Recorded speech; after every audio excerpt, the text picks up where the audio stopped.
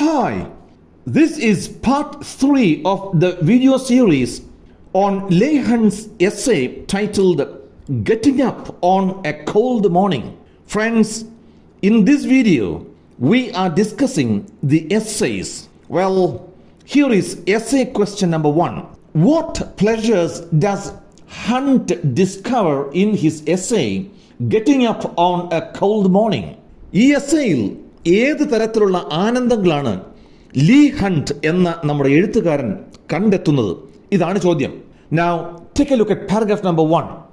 Leigh Hunt's essay Getting Up on a Cold Morning explores the joys of delaying waking in contrast to the challenges of early rising. ഈ എസ്സേയിൽ വെളുപ്പിന് ഉണരുന്നതിന്റെ ബുദ്ധിമുട്ടുകളിൽ നിന്ന് വ്യത്യസ്തമായി വൈകി ഉണരുന്നതിന്റെ സന്തോഷങ്ങളെ പറ്റിയാണ് Lee hunt ചർച്ച ചെയ്യുന്നത്.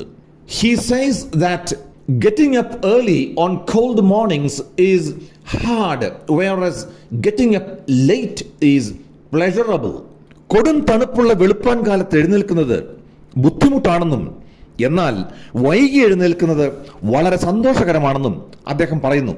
Well, this is paragraph number 1. Now, paragraph number 2. Hunt begins with an anecdote about Giulio Codera's poem on insects. Giulio Codera എന്ന Italian ജെസൂട്ട് പ്രീസ്റ്റിന്റെ പ്രാണികളെ കുറിച്ചുള്ള കവിതയിൽ കാണുന്ന ഒരു സംഗതിയെക്കുറിച്ച് പറഞ്ഞുകൊണ്ടാണ് ഈ എസ്സേ ആരംഭിക്കുന്നത്.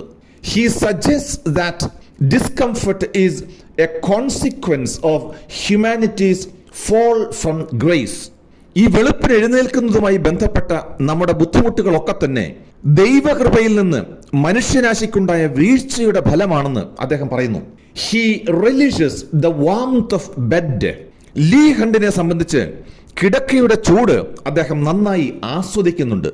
He also says that the transition to cold is like hellish torture inspired by Adam and Eve's sin.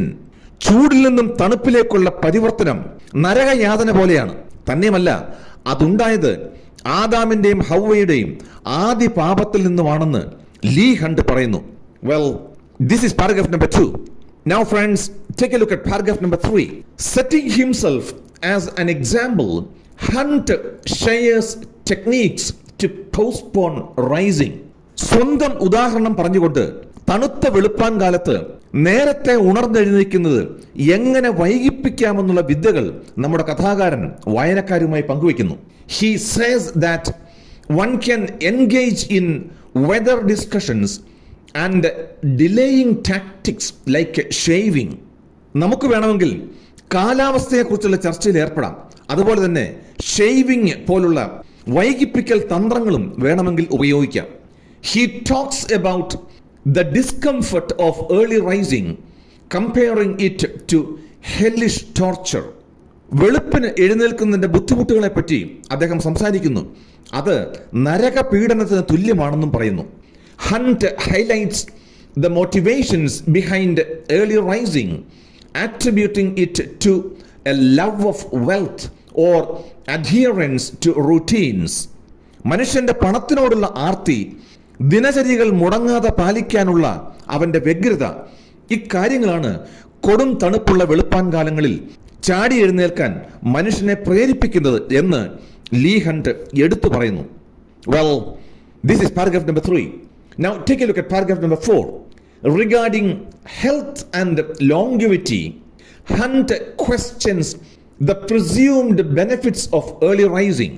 ഇനി ആരോഗ്യം, ദീർഘായുസ് ഇവയെ സംബന്ധിച്ചാണെങ്കിൽ വെളുപ്പാങ്കാലത്ത് എണീക്കുന്നതിന് ഉണ്ടെന്ന് പറയുന്ന ഗുണഗണങ്ങളെ നമ്മുടെ ലീ ഹണ്ട് ചോദ്യം ചെയ്യുന്നു. He cites the bad effects from abrupt temperature changes.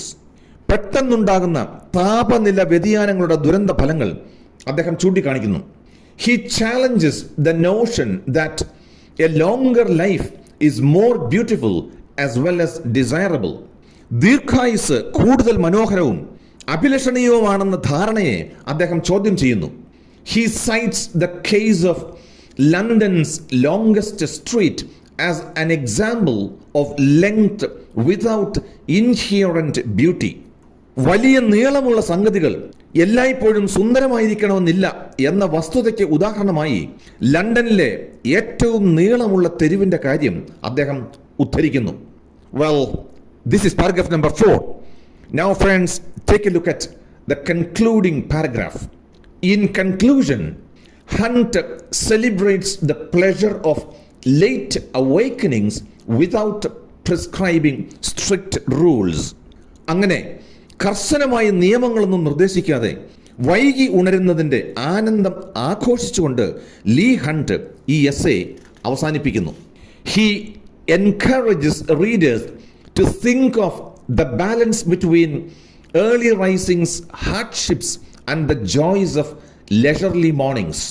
വെളുപ്പാങ്കാലത്ത് എഴുന്നേൽക്കുന്നതിന്റെ ബുദ്ധിമുട്ടുകളും സാവധാനം വൈകി ഉണരുന്ന പ്രഭാതങ്ങളുടെ സന്തോഷങ്ങളും തമ്മിലുള്ള ഒരു സന്തുലിതാവസ്ഥയെപ്പറ്റി ചിന്തിക്കാൻ അദ്ദേഹം വായനക്കാരെ പ്രോത്സാഹിപ്പിക്കുന്നു. He leaves the decision to accept or reject his suggestion to individual discretion. തൻ്റെ നിർദ്ദേശം സ്വീകരിക്കുന്നതിനോ തള്ളിക്കളയുന്നതിനോ ഉള്ള തീരുമാനം അവരവരുടെ വിവേചന അധികാരത്തിന് വിട്ടുകൊടുത്തുകൊണ്ട് ഈ എസ്സേ ലീ ഹണ്ട് അവസാനിപ്പിക്കുന്നു. Well friends, this is the essay. Now take a look at the essay question number 2. Critically analyse the essay getting up on a cold morning. ഇപ്പറഞ്ഞ ഈ എസ്സേ വിമർശനാത്മകമായി ഒന്ന് വിശകലനം ചെയ്യാമോ എന്നാണ് ചോദ്യം. Now here is the first paragraph. In the essay Getting Up on a Cold Morning, Leigh Hunt beautifully relates his struggle of rising early in chilly weather. തണുത്തു വിറങ്ങലിക്കുന്ന വെളുപ്പാൻ കാലത്ത് എഴുന്നേൽക്കുന്നതിനുള്ള തൻ്റെ ബുദ്ധിമുട്ട് ഈ എസ്സയിൽ നമ്മുടെ ലീ ഹണ്ട് മനോഹരമായി വിവരിക്കുന്നു. Well, this is an introduction. Now take a look at paragraph number 2. Hunt humorously compares the abrupt transition from warmth to coldness to a hellish torture. ചൂടിൽ നിന്ന് തണുപ്പിലേക്കുള്ള പെട്ടെന്നുള്ള പരിവർത്തനത്തിനെ നരകത്തിലെ കൊടും പീഡനവുമായി തമാശ രൂപേണ നമ്മുടെ എഴുത്തുകാരൻ താരതമ്യം ചെയ്യുന്നു. He compares this torture to harpy-footed furies pulling out lost souls from fire and thrusting them into ice.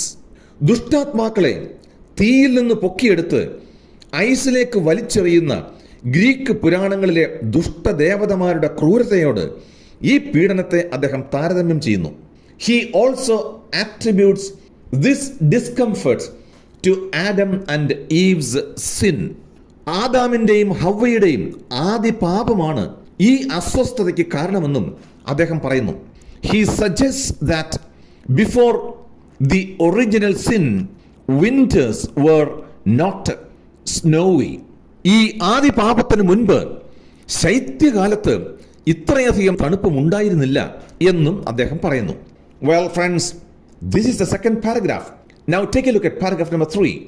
The essay has a humorous tone. ഈ എസ്സേക്ക് ഒരു നല്ല നർമ്മരസമുണ്ട്.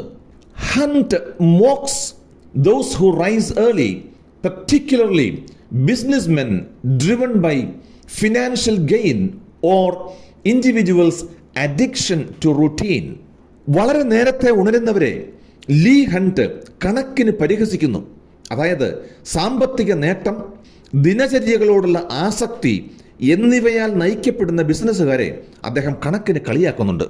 His use of powerful similes like breath resembling chimney smoke vividly conveys the reluctance to leave the warmth of bed.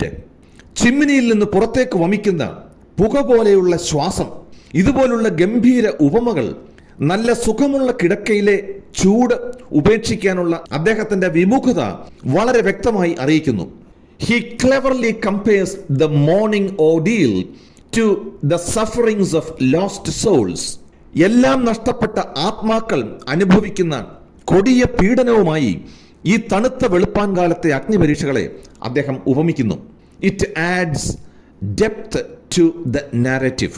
ഇത് ഈ കഥാഖ്യാനത്തിന് ആഴം കൂട്ടുന്നു. Well, this is the end of paragraph number 3. Now friends, take a look at paragraph number 4. Through rich imagery, Hunt paints a vivid picture of a paradise devoid of troublesome insects.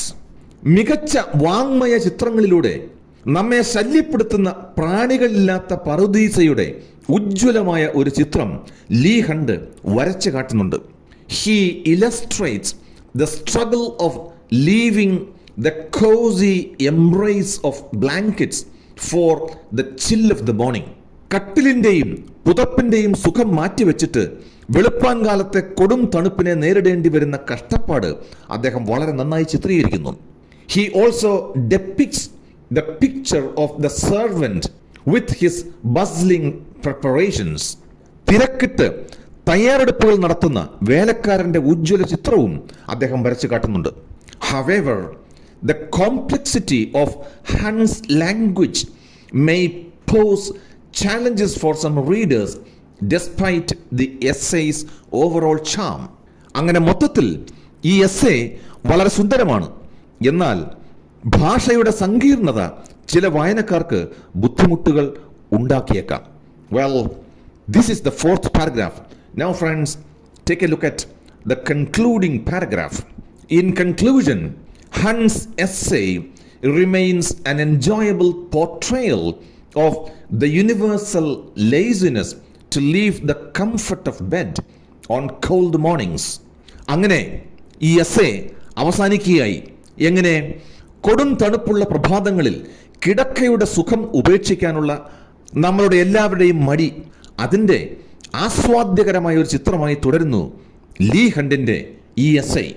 The portrayal of the inner conflict faced when duty clashes with the attraction of staying in the warmth of bed is excellent. കട്ടിലിൻ്റെയും പുതപ്പിൻ്റെയും ആകർഷണീയത ഒരു വശത്ത്, മറുവശത്ത് മനുഷ്യൻ്റെ കടമകളും ഉത്തരവാദിത്വങ്ങളും, ഇവ രണ്ടും കൂടി ഏറ്റുമുട്ടുമ്പോഴുള്ള ആന്തരിക സംഘർഷത്തിൻ്റെ വിവരണം വളരെ വളരെ മികച്ചതാണ്. ഇതാണ് essay. Friends, this is the end of the video. See you soon with another video. Until then, bye bye.